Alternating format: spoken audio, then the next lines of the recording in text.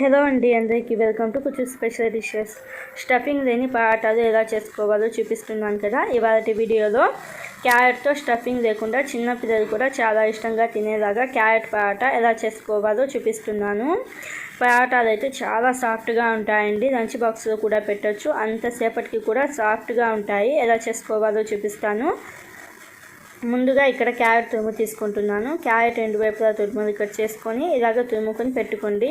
1 cup carrot తురుముకి 2 కప్పుల దాకా గోధుమ పిండి వేసుకుంటున్నాను. గోధుమ పిండి 2 కప్పుల దాకా వేసుకొని సాల్ట్ 1/2 టీ స్పూన్ దాకా వేసుకొని ఒకసారి బాగా కలుపుకోండి. క్యారెట్ తురుము గోధుమ పిండి మంచిగా కలిసేటట్టు ఒకసారి బాగా కలుపుకొని ఆయిల్ 2 టీ స్పూన్ల దాకా వేసుకోండి. ఆయిల్ వేడి చేయాల్సిన అవసరం లేదు. మామూలు ఆయిల్ 2 టీ స్పూన్ల దాకా వేసుకొని ఇలాగా పిండుకుంటూ ఒకసారి బాగా కలుపుకొని నీళ్ళు కొంచెం కొంచెం వేసుకుంటూ చపాతీ పిండిలాగా కలుపుకోవాలి. నీళ్ళు చూసుకొని వేసుకోండి. ఇలాగ చపాతీ పిండిలాగా కలుపుకున్న తర్వాత ఒక 4 నుంచి 5 నిమిషాల పాటు పిండిని బాగా ఒత్తుకోండి. ఇలాగ పిండిని బాగా ఒత్తుకోవడం వలన చపాతీలు సాఫ్ట్గా ఉంటాయి. పిండిని బాగా ఒత్తుకున్న తర్వాత 1/2 టీ స్పూన్ దాకా నూనెను వేసుకొని నూనె స్ప్రెడ్ చేసేసి పైన మూత పెట్టేసి 5 నుంచి 10 నిమిషాల దాకా పిండిని నానబెట్టుకోండి. 5 నిమిషాల తర్వాత ఈ పిండిని ఒక 30 సెకండ్స్ పాటు బాగా ఒత్తుకోండి. ఇలాగ ఒక 30 సెకండ్స్ పాటు బాగా ఒత్తుకున్న తర్వాత ఎలా చేసుకోవాలో చూపిస్తాను. 2-3 రకాలుగా ఈ చపాతీలను మనం ఒత్తుకోవచ్చు.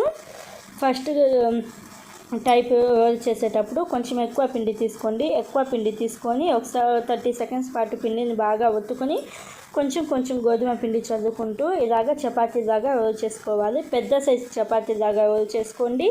అలాగే రోల్ చేసుకునేటప్పుడు మరీ పలచగా కాకుండా కొంచెం మీడియం థిక్నెస్తో ఉండేటట్టు రోల్ చేసుకోవాలి. ఇలాగ రోల్ చేసుకున్న తర్వాత మీ చపాతీ సైజుని బట్టి ఇలాగ 2 లేదా 3 భాగాలుగా కట్ చేసుకొని 1/2 టీ స్పూన్ దాకా నూనెను వేసుకొని నూనె మొత్తం స్ప్రెడ్ చేసేసి వీడియోలో చూపిస్తున్నట్టుగా రోల్ చేసుకోండి.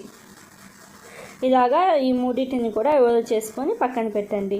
మనకి ఇంకొంచెం పిండి ఉంటుంది కదా, ఆ పిండితో స్క్వేర్గా వచ్చేటట్టు చపాతీలు ఎలా రోల్ చేసుకోవాలో చూపిస్తాను. మిగిలిన పిండిని కూడా ఒక 30 సెకండ్స్ పాటు బాగా ఒత్తుకున్న తర్వాత కొంచెం కొంచెం గోధుమ పిండి వేసుకుంటూ ఇలాగ చపాతీలాగా రోల్ చేసుకున్న తర్వాత సగానికి కట్ చేసుకొని 1/2 టీ స్పూన్ దాకా నూనెను వేసుకొని ఇలా వీడియోలో చూపిస్తున్నట్టుగా ఫోల్డ్ చేసుకోండి.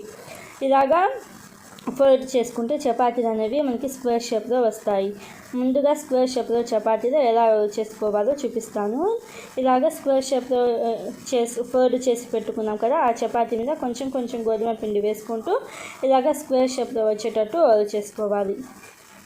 ఇలాగ రోల్ చేసుకున్న వీటన్నిటిని ఒక ప్లేట్లోకి తీసుకోండి. ఇప్పుడు రౌండ్గా వచ్చే చపాతీల కోసం ఈ రౌండ్గా వచ్చే చపాతీలను కూడా ఇలాగా ఒక 2 వైపులా కూడా కొంచెం లైట్గా ఒత్తండి. 2 వైపులా కూడా కొంచెం లైట్గా ఒత్తుకున్న తర్వాత కొంచెం కొంచెం గోధుమ పిండి చల్లుకుంటూ ఇలాగ చపాతీలాగా రోల్ చేసుకోవాలి. చెప్పా కదా, మరీ పలచగా కాకుండా కొంచెం మీడియం థిక్నెస్తో ఉండేటట్టు రోల్ చేసుకోండి. ఇలాగ చపాతీలన్నిటినీ రోల్ చేసుకున్న తర్వాత ఎలా కాల్చుకోవాలో చెప్తాను. పెనం అనేది బాగా హీట్ చేసుకోండి. బాగా హీట్ అయిన పెనం మీద వేసుకొని ఒక 30 సెకండ్స్ పాటు 2 వైపులా కాల్చుకోండి.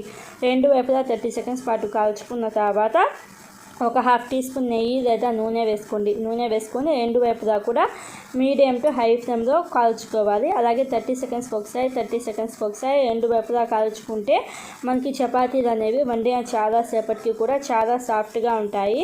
క్యారెట్ తినని పిల్లలకి ఇలాగా చేసి పెట్టండి, చాలా ఇష్టంగా తింటారు. ఒకసారి తప్పకుండా ట్రై చేయండి. ఈ రెసిపీ కనుక మీకు నచ్చినట్టయితే ఒకసారి తప్పకుండా ట్రై చేసి మీకు ఎలా వచ్చిందో నా కామెంట్ బాక్స్లో చెప్పండి. Thank you friends. బాయ్.